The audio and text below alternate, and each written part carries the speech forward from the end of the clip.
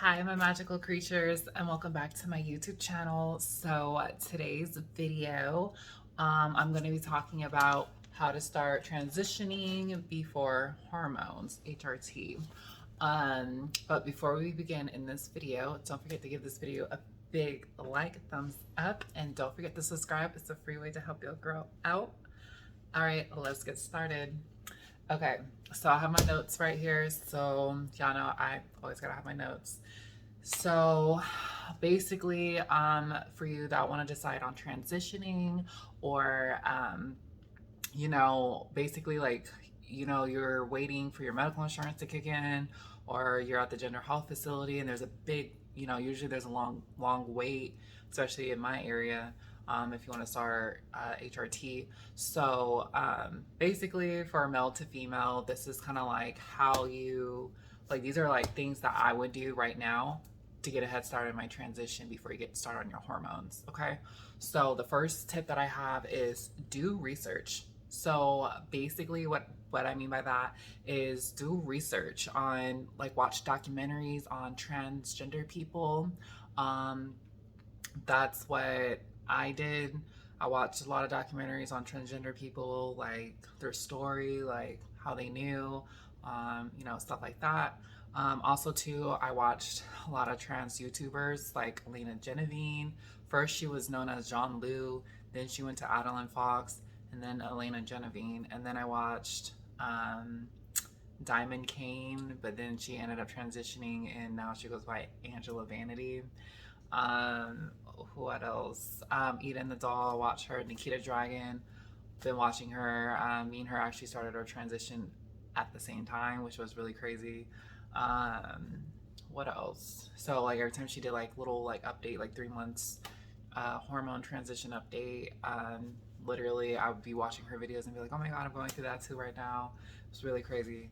Um, but yeah, and then also the doctor that you're probably going to end up having, or if you're going to get surgery or whatever from your doctor, do your research. Okay, research them, read the reviews, stuff like that. That's what I did. So, also, too, tip number two is practice your voice. So for me, when I first transitioned, my voice was really deep. I didn't like it. I was very insecure, stuff like that. So what I did is that I got a book, and then I would read a book that I really liked reading. I don't like to read. I like to have them read to me. So I'm more of like an audiobook kind of girl. But basically, get like a book that you really like. So for me, I like spirituality books. So books on developing spirituality, energies, stuff like that. Um, get a book that you like and read a chapter in the book. But you want to do it in your highest pitch voice possible. And then you just want to read the chapter all the way through. And then after that, then just take a break. And then, yeah, it's going to sound fake or funny or whatever. But that's eventually over time, you're going to start building up a muscle memory there, and it's going to sound natural. So, and you'll get used to it. Another way, too, for practicing your voice, if you have medical insurance, they have voice therapy. I've never done it, but I know Kaiser has it. So, you can look into getting voice therapy through them. So I don't know the process with that, but you definitely go and check that out. Um, tip number three, grow your hair out. So obviously me, I grew my hair out.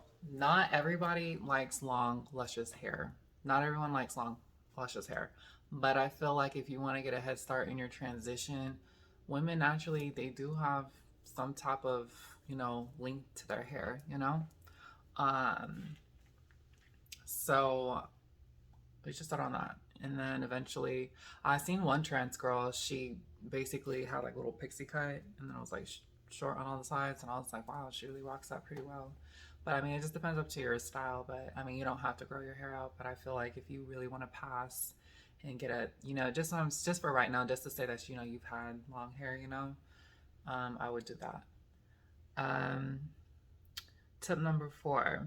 Laser hair removal. So for me, I paid out of pocket for laser hair removal. And for me, I got really, really lucky. And what I mean by that, um, my friend, her mom went to this lady that did laser hair removal. And she did like, and it was like a really good, deal. Like she paid, it was like $500 for 10 sessions, full body from like here all the way down. And I was just like, and usually like it's like $100 for like your legs or whatever. So $500 for 10 full body sessions, and then after I think the fifth session, she throws in like a free one. So yeah, so really you're getting like 11, 12 sessions, two sessions free. So yeah, so it hurt really bad. I cried in there. Um, yeah, it really hurt. But for me, I got really lucky. Unfortunately, I think her business closed down, so like I can't even like refer y'all to her or whatever. But if you go on Groupon, wherever your laser hair removal place is, um, yeah, there's Groupon. There's like deals for like laser hair removal and stuff like that. And then also too, if you have medical insurance, you can also get a referral for laser hair removal, and like they'll have to, of course, analyze you and psychoanalyze you too, and make sure like this is for you. So you can go that route too. I didn't go that route. I just paid out of pocket, but I mean, try to see what you can do if you know what I mean. Um, Also, too, the next step, I want to say one, two, three, four, five. Okay, so tip number five. I'm gonna go ahead and just add this tip on here. It's not on my notes, but I just thought of it right now. Is start buying your girl clothes. That's what I did before I transitioned. I started. I was like it was probably like what, the summer. I was all like, yeah, I'm about to start my hormones in the next couple months. So by next summer, there'll be enough time for the changes to happen in my face and my body, and I'm gonna start stocking up for girl clothes for the summer. And you know what? And that's what I did. I used to work at this girl clothing store called Charlotte Russe, and my discount was like 40% off. And then once a month on a weekend, we had 50% off of everything in the store. So, and Charlotte Russe was my favorite place to shop at. So I literally bought all my girl clothes from there. Even I bought some clothes from Forever 21 that I saw that I really liked. Um, but yeah, so definitely start saving your money. And luckily at that time I was living at home at that time. So of course I didn't have to, at that time I didn't have to pay rent or anything. So of course I was blowing my checks at where I worked, and I got carried away and bought a bunch of girl clothes and stuff like that. But by the time summer came, next year summer came, and I was already, my hair was done, everything. Boom, like I already had all my girl clothes and it was for that season, and I was so happy. Um, so yeah, so definitely start doing that. And it does get expensive in price, especially the clothes that I wanted. It was super expensive. Um, okay. So tip number six is practice your makeup. So before I transitioned, you guys, I practiced doing my makeup by watching a billion YouTube videos. I watched Nikki tutorials, Miles J Productions, his makeup tutorials. I watched James Charles, Jeffree Star.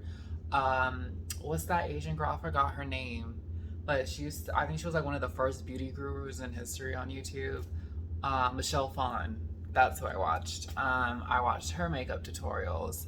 I watched literally about a billion makeup tutorials, and that's how I learned how to do my own makeup. That's how, yeah. And then before you know, a lot of girls were asking me to do their makeup. So, yeah, practice your makeup, girl. And you don't have to do like cake face or anything like that. But I feel like maybe just like a little bit of foundation, some blush, some contour, some lip gloss, learning how to do your eyebrows, maybe some low lash, you want to look a little polished. You know what I'm saying? A lot of girls do wear, a little light foundation, a little BB cream, tinted moisturizers, stuff like that. just to feel feminine and, you know, to kind of cope with that gender dysphoria. So I'm not saying to do like full on, like full glam every day. That's not what I'm saying. So yeah. Tip number 7 is hair. How to do your hair. So for me, luckily, Adriana, one of my friends, she has the same hair texture as me. So literally, to where when I first started, I was wearing a bunch of weaves and stuff like that. So I went on YouTube, and Gigi Gorgeous, she had a lot of hair tutorials. So I learned how to do my hair like how she did her hair, because I really liked how her hair looked. She's so pretty, so gorgeous. So that's how I did it. But once my hair got too long and I stopped wearing the wigs and stuff like that, my friend Adriana said how she did her hair. She would just wet her, especially if you have curly hair, you just wet your hair and then you put like gel in your hair, scrunch it up, so that way like the gel kind of locks in the curls and stuff. So that's for me. For me, I don't really use gel like that. I just use a lot of oils and like a lot of hair curl moisture and stuff like that for my hair, just because I have really long, thick hair. So that's what I do for my hair. So yeah. What tip are we on? 1, 2, 3, 4, 5, 6, 7, 8. So tip number 8 is nails. You want to learn how to do your own nails, because for me, and I'm gonna do a YouTube video on like how I do my nails. I haven't did my nails in a minute, but I'm probably gonna do them tomorrow. But I will do a nail tutorial on how I do my nails, because you know, if you're like in a hurry, or you're just like anxious and nervous, and like you're like when you're going through your transition, you're like in that in between stage, or you just don't feel confident enough to go outside the house. Trust me, I've been there. So I started learning how to do my own nails, and yeah, and I'll show you guys how I did my nails. And also too, during the pandemic, I got real creative and started learning how to do my nails. So yeah, don't worry, y'all, videos coming on that. On YouTube, you can learn how to do it, and there's so many ways now to do your nails. You can do like dip powder, you can do press-on nails, you can do acrylic. I don't really recommend acrylic because people, if you live with people, are going to complain about the smell, stuff like that, the liquid monomer, all that. So that's definitely like press-on nails, poly gel, that really works. There's just so many ways around it now. Like back then, like it was just acrylic or gel, but now it's like so many options. So definitely like YouTube if you want to like figure out how to do nails like now, you know. Tip number 9, practice walking. So men, they tend to like, you know, when they walk with their shoulders, you know. Us women, we walk with our hips. Like women, when they walk, they kind of have like a sway when they walk.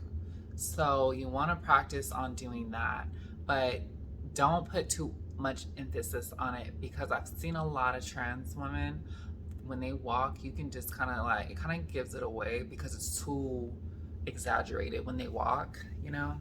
It's just like it's too flamboyant, too feminine. So you want to make sure there's like a little sway to it, but not exaggerated, okay?